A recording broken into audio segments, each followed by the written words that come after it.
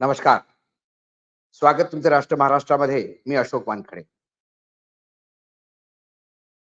महाराष्ट्राचे कॅबिनेट मंत्री छगन भुजबळांनी एका टीव्ही वाहिनीला म्हणजे वृत्तवाहिनीला, मराठी चॅनलला, न्यूज चॅनलला एक मुलाखत दिली आणि त्या मध्ये ते जे प्रामाणिकपणे बोलले, त्या प्रामाणिकपणाबद्दल मी त्यांना सॅल्यूट करतो.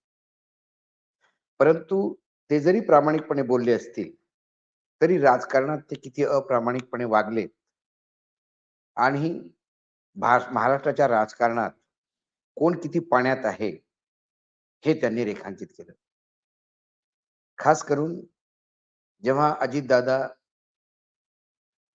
शरद पवारांना सोडून गेले, त्यावेळेला जेव्हा सगळे लोक एकत्र झाले, तेव्हा छगन भुजबळ म्हणतात, की दीड महिन्याच्या पासून आम्ही सगळे चर्चा करत होतो, पूर्ण प्लॅनिंग करत होतो, पण त्याचं कोणालाही कुठेही हवा लागू दिली नाही. त्यामुळे शरद पवार, सुप्रिया सुळे हे सुद्धा अंधारात होते, असं छगन भुजबळांचं म्हणणं आहे. जी लोक होती होती सोबत त्यांनाही माहीत नव्हतं. सगळे एकत्र आले देवगिरीला, तेव्हा त्यांना या भ्रमात आले, की बहुतेक अजित पवारांना प्रांताध्यक्ष बनवायचं आहे. पण त्यावेळेला जेव्हा सगळे लोक एकत्र येत होते, तेव्हा मला सुप्रियाताईंचा फोन आला. तेव्हा मी त्यांना सपशेल खोटं सांगितलं, की मी लोणावळ्याला आहे, मुलांसोबत आणि भरपूर पाऊस आहे इथे. मग त्यांनी सांगितलं, की त्या देवगिरीवर बरेचसे लोक जमलेले आहेत आणि कशासाठी? तर मी म्हटलं त्यांना, की "मी पाहून येऊ का?" तर ते म्हणाले, "नका, नका, तुम्ही जाऊ नका." सुप्रियांना वाटलं, की ते बहुतेक लोणावळ्याला असतील, तिथनं कशाला येतील मुंबईला. मग पुन्हा शरद पवारांचा त्यांना फोन आला आणि मग शरद पवार म्हणाले, "अरे, अध्यक्षाची जरी निवडणूक नंतर ठरवायची होती, नंतर आपल्याला त्याला वेळ आहे. त्यामुळे हे कशासाठी चाललंय?" त्यांनी सांगितलं, "साहेब, मी जाऊन पाहतो." ते म्हणाले, "त्यावेळेला सुद्धा मी साहेबांना थाप मारली, की मी लोणावळ्याला आहे. मुलांसोबत पाऊस भरपूर आहे. पण जाऊन पाहतो म्हणून मी तिकडे गेलो." मी घरीच होतो मुंबईला आणि 11:00-11:30ला मी देवगिरीला पोहोचलो. तोपर्यंत तिथे सुप्रियाताई पोहोचल्या होत्या. मग सुप्रियाताई मला म्हणाल्या, की "अरे, हे तर म्हणतात, की भाजपामध्ये जायचं आहे, भाजपासोबत आणि तुम्ही येणार नसला तर आम्ही तसेच जाणार आहोत." तेव्हा आता काय करायचं? तर नंतर ताईंना वाटलं, की बहुतेक आता 6 वाजता शपथविधी आहे, पण 6 वाजताचा वेळही नव्हता. मग एकाएकी देवगिरीवरनं सगळे गाड्यांमधनं सुसाट राजभवनाकडे गेले. ताईंना ते दिसत होतं. आम्हाला वाटलं आमच्या पाठीमागे कोणी येईल, पण कोणी आलं नाही. तिथे फक्त दूरदर्शनचा कॅमेरा होता आणि आमचा शपथविधी झाला. 7च्या 7 मंत्र्यांचा. हे छगन भुजबळ प्रामाणिकपणे बोलले. नंतर ते हेही बोलले, की 2014 पासून तर 2023 पर्यंत प्रत्येक वेळेला कशाप्रकारे शरद पवार, भाजपा यांच्यामध्ये बोलणी होत होती. कधी शरद पवार म्हणाले होते, की "चला आम्ही तुम्हाला समर्थन देतो." मग बाहेरून समर्थन दिलं. मग म्हणाले, की "आता आमचं समर्थन तुम्ही ग्राह्य धरू नका." मग लगेच कॉशियस होऊन 2014 मध्ये देवेंद्र फडणवीस यांनी लगेच एकनाथ शिंदेला हाती धरून शिवसेनेला पुन्हा मंत्रिमंडळात आणलं आणि जो व्होट ऑफ कॉन्फिडन्स जो त्यांनी ध्वनिमताने एन-सी-पीच्या मदतीने पार पाडला, त्यांना कळलं, की एन साथ देणार नाही. मग पुन्हा 17च्या वेळेला इलेक्शन लढायच्या अगोदर तुम्ही सगळे सेपरेट लढा. आम्ही तुमच्यासोबत येतो. तू शिवसेनेला सोड, आम्ही तुम्ही बीजेपी शिवसेनेला सोडेल आणि आम्ही काँग्रेसला सोडतो, असं ठरलं. पण मग नंतर जमणार नाही म्हणून सांगितलं. ह्या जितक्या 2014, 2017, 2019, 2022, 2023 म्हणजे शरद पवार बीजेपी सोबत जितक्या वाटाघाटी करत होत्या, त्यात जर आपण तथ्य मांडलं, तर हे मानायला हवं, की बीजेपी सुद्धा राष्ट्रवादीसोबत वाटाघाटी करत होती आणि शिवसेनेला तेव्हा त्यांनी सोडायचं ठरवलं होतं. फक्त एका ठिकाणी त्यांनी उल्लेख केला, की पवार साहेबांना बीजेपीने सांगितलं, की आम्ही शिवसेनेला सोडणार नाही. बाकी प्रत्येक वेळेला शिवसेनेचा सबस्टिट्यूट म्हणूनच शरद पवारांना ते जवळ करत गेले. 2022 मध्ये म्हणजे जेव्हा महाविकास आघाडीचं सरकार बनलं तेव्हा ते नरेंद्र मोदींना सांगून आले की बीजेपी सोबत जाऊ शकत नाही, येऊ शकत नाही. म्हणून ते सरकार 80 तासाचं पडलं आणि मग हे सरकार झालं.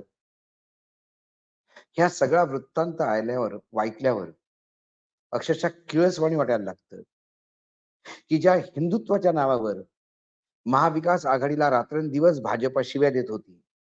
राष्ट्रीय प्रवक्त्यांपासून तर क्षेत्रीय प्रवक्त्यापर्यंत बाळासाहेब ठाकरेंचं हिंदुत्व बाटवलं शिवसेनेनी आणि हिंदुत्वाचे प्रखर विचार बाळासाहेब आमचे नेते आणि बाळासाहेबच आमचा आदर्श. अक्षरशः त्या बाळासाहेबांचं नाव घेण्याची लायकी तरी आहे का? कारण तुम्ही फार पूर्वीपासून सेना यांच्यासोबत जाण्याच्या अगोदरपासून तुम्ही बीजेपी सोबत संधान बांधून होते.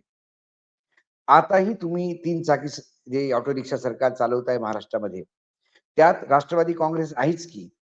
मग राष्ट्रवादी काँग्रेस, एकनाथ शिंदेची सेना आणि तुम्ही आता कुठे हिंदुत्व आहे तुमचं? आता ते का बाटलं जात नाही?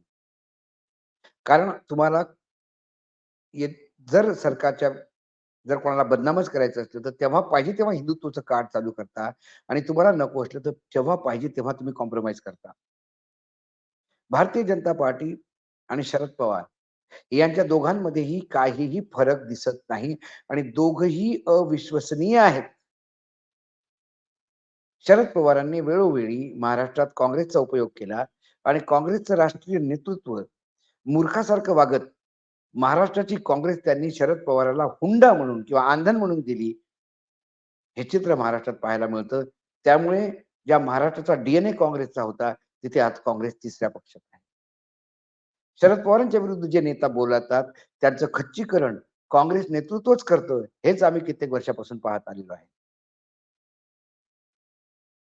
दुसरीकडे शिवसेनेचा वापर फक्त एटीएम सारखा मतदानासाठी करायचा, सत्तेसाठी करायचा आणि वेळ आली तर शिवसेनेला फेकून द्यायचं, ही सुद्धा प्रवृत्ती बीजेपीनी अवलंबली हेही आपण पाहतो. त्यामुळे महाराष्ट्रात जेव्हा कोणी जाणता राजा अशा उपमा स्वतःला लावून घेतात किंवा आम्ही हिंदुत्ववादी पार्टी, आम्ही देशाचं महाराष्ट्राचं फार चांगलं करणार आहे. या सगळ्या वल्गना आहेत. ही सगळी लोक फक्त सत्तेचं लोणी खाण्यासाठी एकत्र येतात.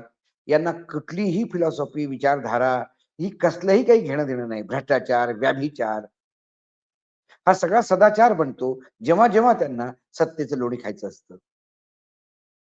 आणि सत्तेचं लोणी खाण्यासाठी त्या ताटात सगळेच एकत्र जमतात.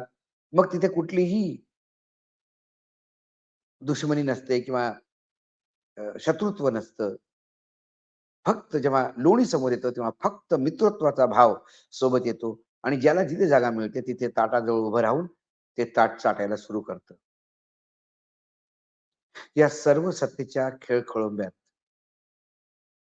नुकसान होतं ते महाराष्ट्राच्या गरीब जनतेचं. आणि मग जेव्हा सत्तेचं लोणी खाण्यासाठी तुम्ही कुठल्या लेव्हलला जाता, तर व्हायब्रंट गुजरातमध्ये, मुंबईच्या कार्यक्रमामध्ये महाराष्ट्राचे मुख्यमंत्री जाऊन बसतात. जेव्हा महाराष्ट्राचं खच्चीकरण गुजरातनी करायला सुरूच केलेलं आहे. आपल्याकडे बरेच इन्स्टिट्यूट गुजरातला गेलेले आहेत. स्टॉक मार्केटही उद्या गुजरातला जाईल सांगता येत नाही. आपल्याकडे उद्योग गुजरातला पळवलेले जात आहेत. परंतु आपले मुख्यमंत्री असो, उपमुख्यमंत्री असो, हे फक्त इथेच एकामेकावर कुरघोडी करताना मोठा आव आणतात. छत्रपती शिवाजी महाराजांचं नाव घेतात. खरं पाहिलं तर कोणालाही महाराष्ट्रात आता राजकारण्यांना छत्रपती शिवाजींचं महाराजांचं नाव घेऊ नये. कारण त्या माणसाचा अपमान तरी का करावा आणि अपमान तरी तुम्ही किती लोकांनी करावा. आंबेडकर, शाहू फुलेंचं नाव तरी तुम्ही किती लोकांनी घ्यावं आणि तुम्ही किती त्यांचा अपमान करावा. कारण तुमची कोणाचीही लायकी नाही की तुम्ही त्या थोर पुरुषांचं नाव घ्यावं. कारण ज्या हिशोबाने तुम्ही काम करता, तो अक्षरशः किळसवाना प्रकार आहे. छगन भुजबळनी जे इमानदारी कमीत कमी हे सांगण्यात बरतवली, की आम्ही काय केलं, कसं केलं. खोटं बोललं तरी मी खोटं बोललो हे सांगायला कुठेतरी आत्मिक बल असतं. त्यामुळे छगन भुजबळला सॅल्यूट आणि छगन भुजबळला धन्यवाद. हे महाराष्ट्राचा घाणेरडा प्रकार तुम्ही लोकांसमोर आणला. आज एवढंच. पुन्हा येतो काही विषयासोबत उद्या. तोपर्यंत नमस्कार. पण पाहत राहा राष्ट्र महाराष्ट्र.